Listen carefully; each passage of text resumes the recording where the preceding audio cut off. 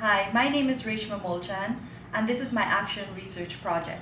It is entitled The Effects of Collaborative Learning in the Inclusion Classroom. I came upon this topic when I was a substitute teacher at an elementary school. I noticed that students will not work together, they will not collaborate. And this raised a lot of questions to me as an educator. I wondered why, what is causing this problem? Students really would not get into groups, they preferred to work by themselves. My class comprised of 9 boys and 8 girls, and these students just would separate themselves when it comes to group learning. Students with disabilities and students with non-disabilities would separate themselves. The reason for this study was to investigate whether collaborative approaches and cooperative learning methods will promote social development and academic achievement among special education and general education students in the inclusion classroom. So my research question was, how does collaborative learning affect students in the inclusion classroom? I really wondered what was causing this problem. So my intervention was a group project.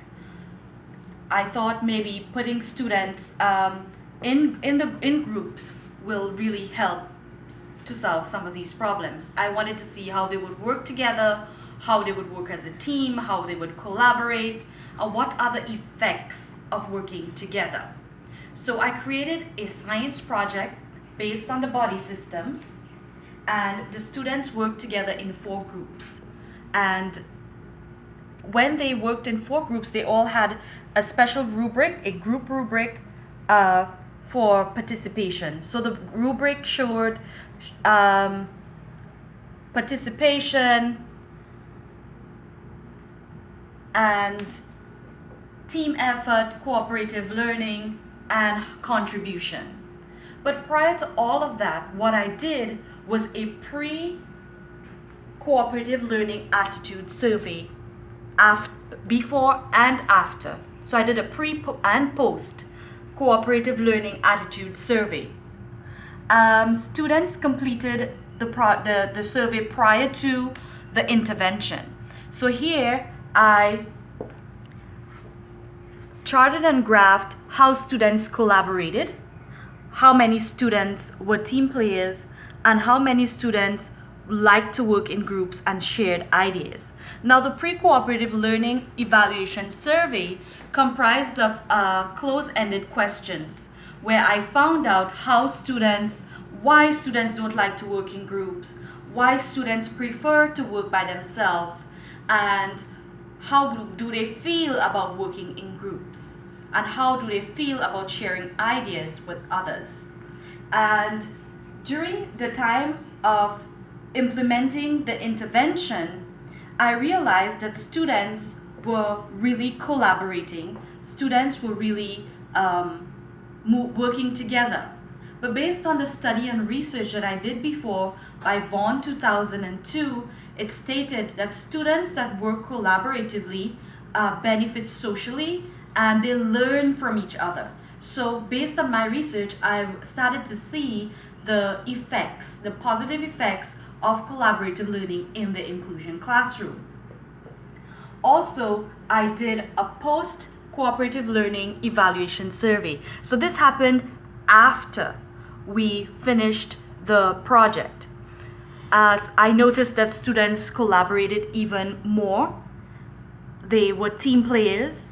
They worked with a group. Some students still preferred not to work with a group, but it showed some increase. Also, some students shared the same vision while others didn't, but the increase from the pre and the post was completely different. What I did afterwards, I compared the pre and the post survey. Both of these I compared, and clearly you can see there was an increase in collaborative learning. There was an increase, a positive effect on collaborative learning in the classroom. Students collaborated, they were team players, they worked in groups, they were able to share ideas after the intervention was implemented. Also, during the intervention, I created the rubric for each week. So students were in the rubric, the students respect each other, there was team effort, there was cooperation, there was contribution. So I looked at during the 8 weeks, the increase clearly showed right up here how students worked, everything aligned and were increased. Also, to break it down a little bit more so I can have more information about the intervention for cooperative learning, I created a pie chart, and it showed me how much, by percentage, how students were able to learn collaboratively. So I had like students who respected each other, 27%. 21% of the students contributed. Cooperative learning was 26%, and team effort was 26%.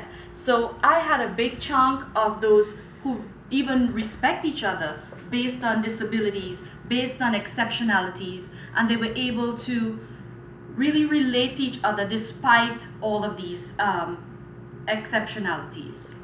Also, my methods, as I said before, was the cooperative learning attitude survey and the post. Also, the students used the collaborative learning groups as a form of intervention.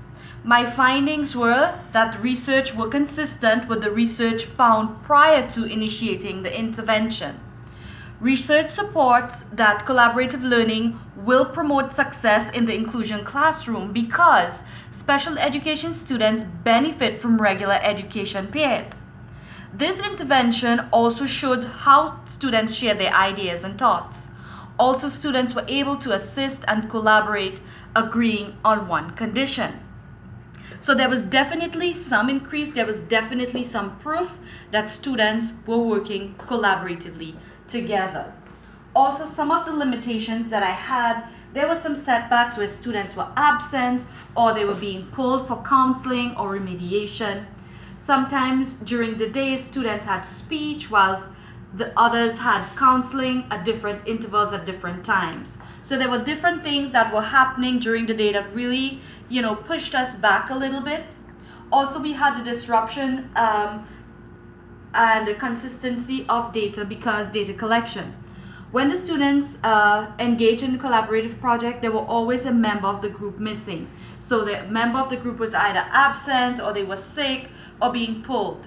But I tried to overcome that, and we found days where everybody was present, everybody was there, and we were able to collect data and we were able to finish up our group project.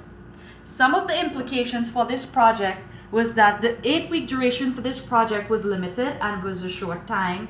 And I believe that it could have impacted the reliability of the research. The research showed during an extended time, could have been an extended time, more data could be gathered because since we were in and out of the classroom all the time and everybody wasn't there. Another implication for this research is the lack of assistive technologies for students with disabilities for the project. So some students with different disabilities weren't able to get some of the materials to work with. We had videos, we had different prints of material, but some of the computer programs that they needed, the headphones, some of those things were not working, they were not available. All students did not have access to technology at that point. So at the end of my research, I realized that collaborative learning, the effects on students in the inclusion classroom was fruitful because students showed an increase in collaborative learning. The students had fun, they respected each other, they worked as a team to produce a finished project, and this really was my goal, this really was my purpose, to know the effects, what caused it, and to my realization, really what caused all these problems is that students were not working in groups prior to my substituting in their classroom. All they were taught was independent learning. And now, since they have learned how to collaborate and how to do group projects, they have learned, you started seeing social interactions, you were able to see growth actually in some of their work, because some students with ESOL background, they were able to collaborate with their peers to give us a finished project, a finished piece of work that they all work together with. And this is my research project.